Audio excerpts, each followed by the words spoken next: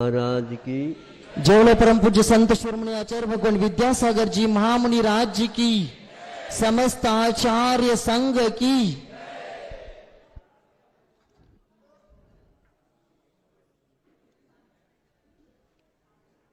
आप लोगों ने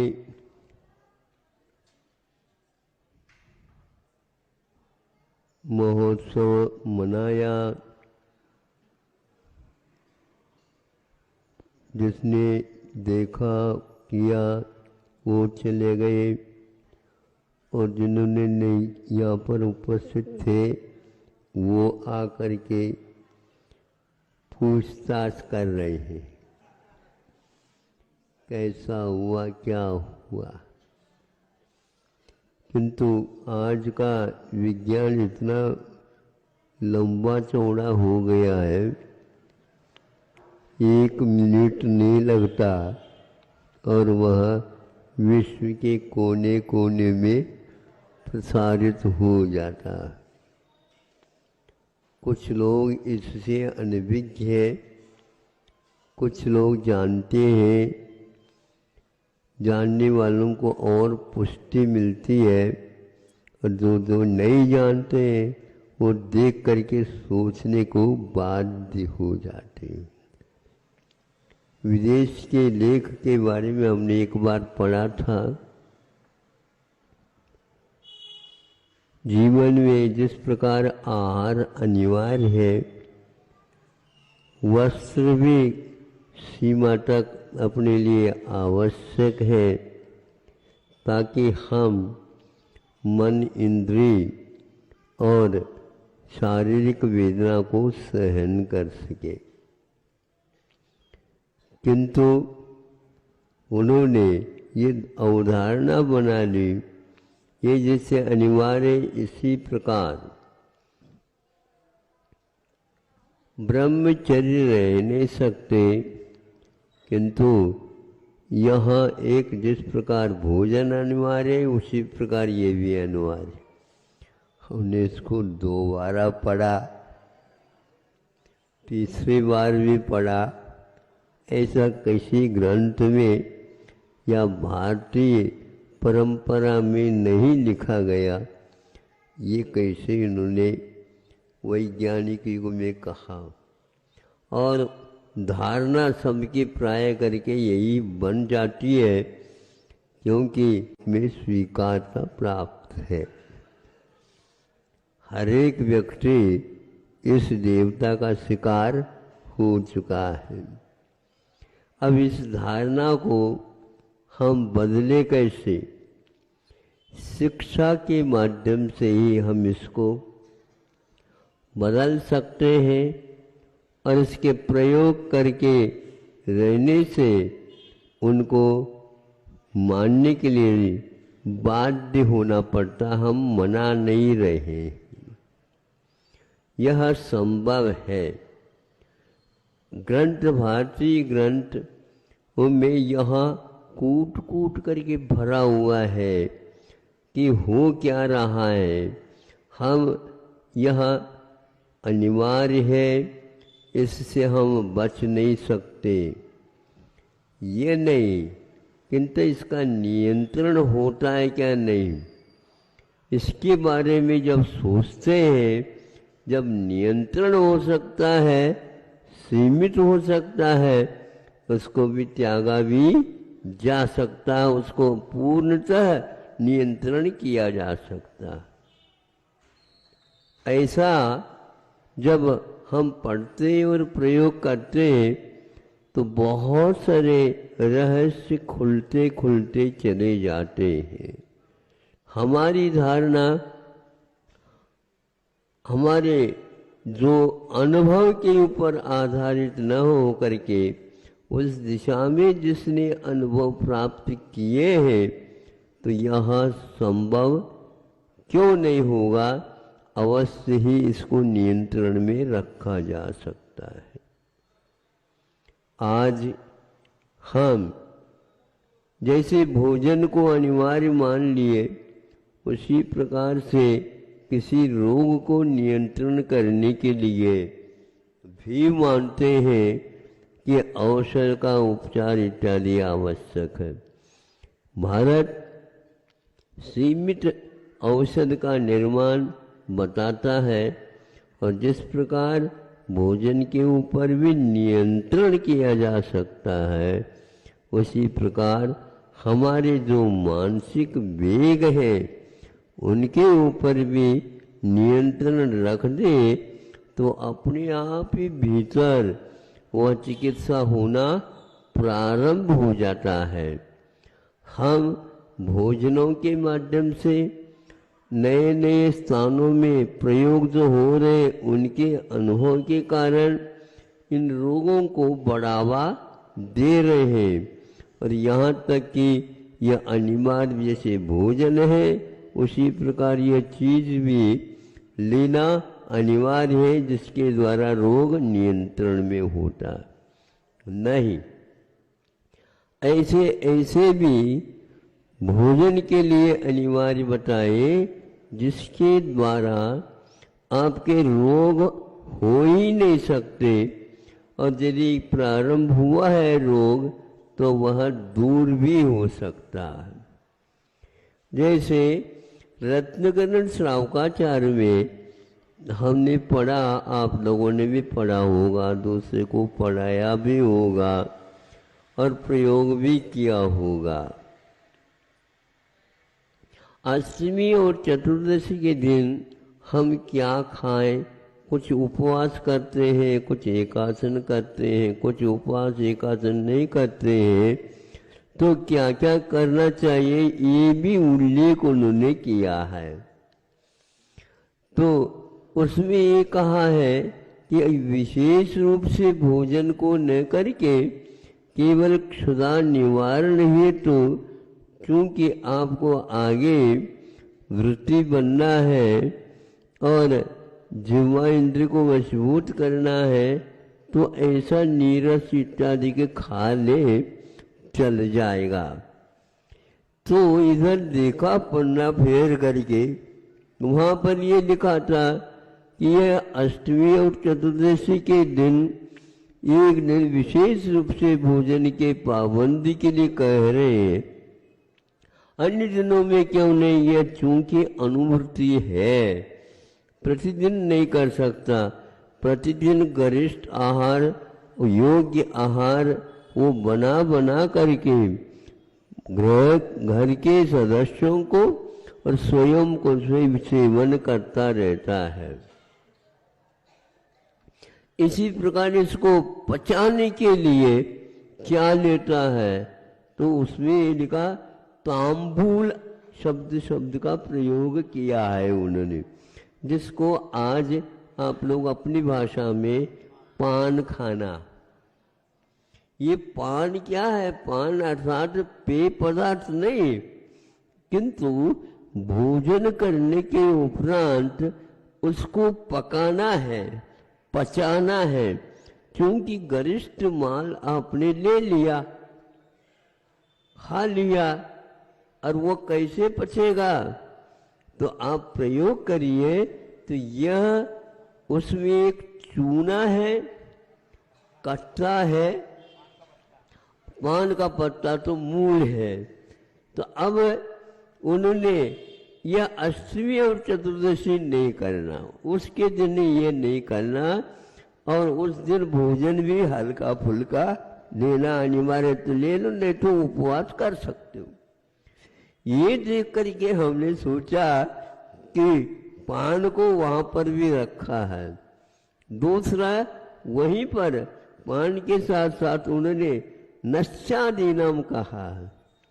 नशा का अर्थ ये होता नशा नहीं, किंतु उसके सेवन करने से नाक संबंधी, कंठ संबंधी, पाचक नलियों के संबंधी जो कोई भी रोग पनपता हो, खबरदार वह कभी भी पनपेगा ही नहीं है।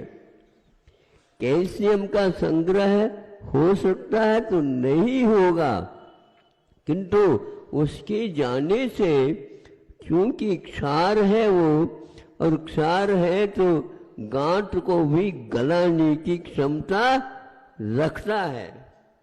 इसलिए गृहस्थ को कहा तुम तो ये भी लेते रहो, लेकिन अष्टमी और चतुर्दशी के दिन तो कम से कम मत लेवो आहा। ये इसको पढ़ने से हमें ऐसा लगता है कि आपको अनुव्रत के साथ साथ महाव्रत की शिक्षा भी मिल रही होती है। बाद में ऐसा नहीं, बाद में तो वृद्धावस्था है। पहले ऐसा करो, हाँ, उपवास करने का अभ्यास करो। दानम पूजा शील मुवासो चमुविहान श्रावयानाम धम्मो, ये श्रावक के धर्म के अंतर्गत आ जाते हैं। तो उधर हमारी दृष्टि चली गई ना नश्यानाम, ऐसे पदार्थों का भी उपयोग करना अनिवार्य है जिसके द्वारा भीतर आपने स्वादिष्ट गरिष्ठ मिष्ट नहीं समझे ऐसे पदार्थों का सेवन किए वो पचाएगा कौन? उसके योग्य श्रम करो, उसके योग्य ये इन चीजों का सेवन करो। उन्होंने निषेध नहीं किया, लेकिन आजकल जो गुटका गटका क्या आ रहे हैं उस वो दृष्टि जाती है, तो ये ऐसे ये नशीली नहीं है, तो यह अपने महान महान रोगों के उत्पादक है। कंठ के जितने भी रोग होते हुए देखने में मिलता है, वह तांबूल ले लेता है तो ऐसे वह 24 घंटा खाता रहता है, भोजन चलता रहता, उसके साथ में उसके रखे रहते। सोते तो मुंह तो है, सोने का अर्थ नहीं खाना ऐसा थोड़ी कहा गया। वो कहता है मुंह चलता रहे, जैसे स्वप्न आते हैं उसी प्रकार खाता रहे। हा? ये गलत हुआ, ये अतिरेक हुआ, और पढ़े लिखे भी इसको ले रहे गड़बड़। अब कंठ के कैंसर जितने भी होते हैं और वह पान गुटका गटका इसी के कारण होते हैं। अब महाराज आशीर्वाद दे दो, हम ऐसे व्यक्ति के लिए आशीर्वाद नहीं दे सकते। इसका पहले क्या कर लो, फिर आप शरीर तो छूटेगा, यह नहीं रोक सकता। 4-4, 5-5 शल्य चिकित्सा बार हो जाती है, फिर भी नहीं छूटता। सामने वाला व्यक्ति भी आपके लिए ज्यादा बाध्य नहीं करता, पैसे तो निकाल लो। एक ऑपरेशन में शल्य चिकित्सा में लाखों रुपए खर्च होते हैं आप लोगों की, क्या करोगे बताओ? इसलिए कैल्शियम की मात्रा भी होना चाहिए, और गरिष्ठ को पाचन करने के लिए इसका लेवल सेवन करना अनिवार्य है, ऐसा बता देते हैं, ताकि तुम स्वस्थ रह सको। नहीं तो दुनियादारी की दवाइयाँ आज तो तैयार है अनिवार्य रूप से। सभी देशों ने कोरोना के ऊपर वैक्सीन तैयार किए हैं, कोई भी बचा नहीं, लेकिन एक दूसरे के ऊपर किसी भी वैक्सीन का विश्वास नहीं है। ऐसा क्यों? जब विज्ञान है तो समान होना चाहिए, नहीं हो पा रहा। इसमें भी बहुत कुछ रहस्य छुपा हुआ है। ऐसे लेख अधिक सुन रहे हैं, पढ़ रहे हैं, तो उसको भी आप ध्यान में रखिए, और आयुर्वेद के बारे में भी सोचिए। वह पान के लिए भी एक स्थान पर दवाई के रूप में स्वीकार करने के लिए किया है। इसके कारण जो भीतर का अन्न तो पचेगा ही, जो विकृति पैदा हो रही है वो भी सारे के सारे समाप्त होते। एक और बता करके मैं समाप्त करता हूँ ताकि आप लोग इसको याद रखेंगे।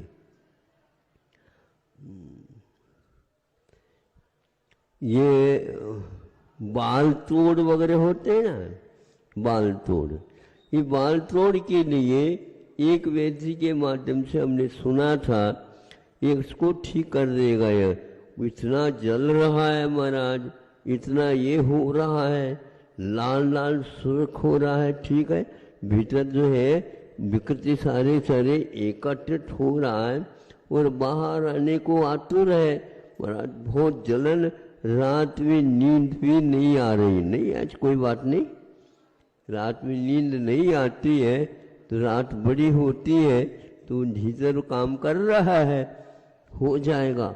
तो उसके लिए भी उन्होंने कहा यदि उसको आप भीतर से बाहर जो कुछ संग्रहित है उसको निकालना चाहते हैं, चीरा फाड़ा मत करो और ये पान का पत्ता उसके ऊपर बांध दो। हमने कहा ये तो रत्नगढ़ श्रावकाचार पूरा आ गया पान के ऊपर और तांबुल के ऊपर, और उससे और दूसरा लगाने के उपरांत 1 हफ्ता भी नहीं लगेगा, निश्चित रूप से भीतर का माल बाहर आए बिना नहीं रहेगा। और यदि उसको शुरुआत है तो उसको दबा भी सकते। कैसे दबाए? उसी पान को उल्टा बांध दो तो वह दबा देगा।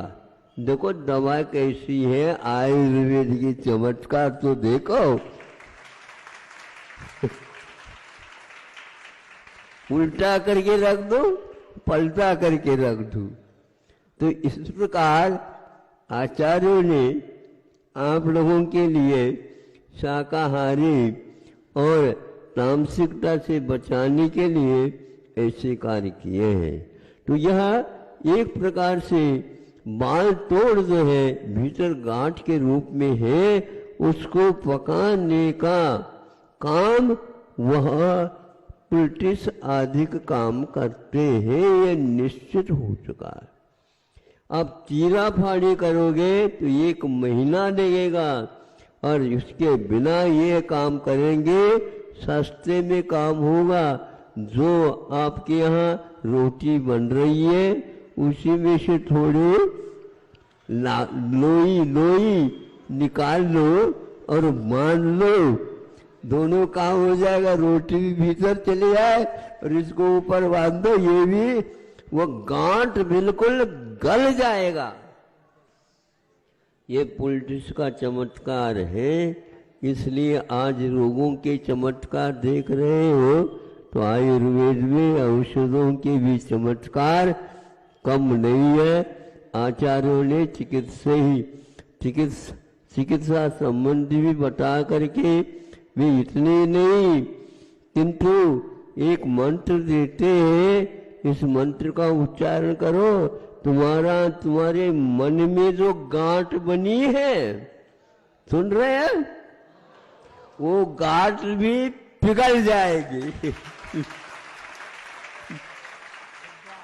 हाँ, जिसके प्रति आप वैर है और देखा नहीं जाता, सुना नहीं जाता, उनके प्रति अब ऐसा भाव हो रहा है, ये सब मन में जो गांठ है उनको भी शारीरिक, मानसिक और बौद्धिक जितने भी अल्सर है और कैंसर है वो सब कैंसर हो जाते हैं।